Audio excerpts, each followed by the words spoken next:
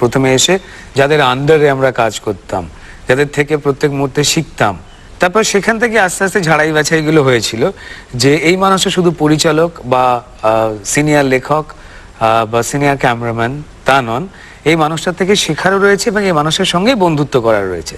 So ফলে 100টা মানুষের মাঝখান থেকে আমাদের পছন্দের মানুষ তৈরি হলেন গোটা 8-10 মানুষ।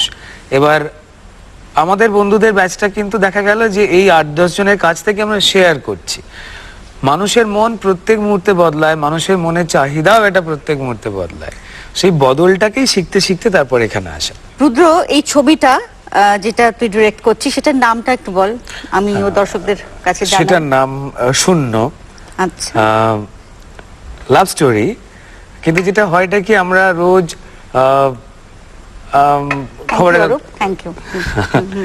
খবরের কাগজের প্রথম পাতা খুললেই যেটা দেখতে পাই যে ক্রমশ সারা পৃথিবী, শুধু আমার দেশটা নয়, আমার রাজ্যটা নয়, বেশ অশান্ত আমরা হয়ে উঠছি। তো অস্থিরতা কাজ করছে, কারণ নিশ্চয়তা নেই যে আমি ঠিক কতটুকুর মধ্যে আমার জীবনযাপনটা ঠান্ডাভাবে করতে পারবো, স্মুথলি করতে পারবো।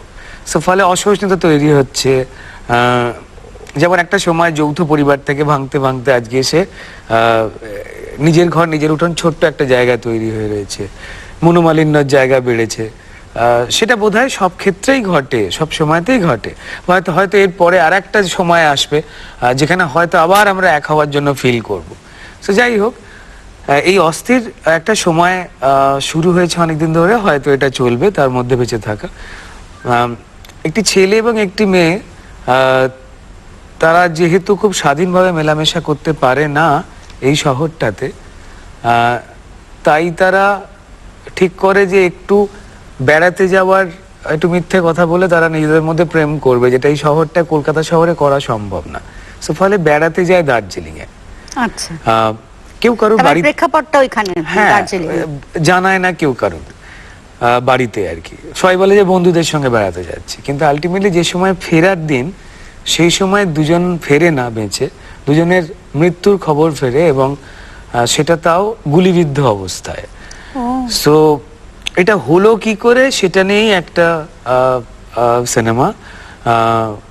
খবরের কাগজ, নিউজ চ্যানেল তারা বলে যে এদের ডেড বডি পাওয়া গেছে টেররিস্টদের মধ্যে, এবং তাদের কাছেও আগ্নেয়াস্ত্র পাওয়া গেছে বেআইনি। সো ফলে এরাও টেররিস্ট, কিন্তু মেয়েটির বাবা বিশ্বাস করতে চায় না। সো অ্যাকচুয়ালি কি হয়েছিল সেটাকে নিয়ে গল্প। আর আমি শুনবো না, কারণ তাহলে ওই সাসপেন্সটা রয়ে যাবে আর কি, দর্শকদেরও আমারও।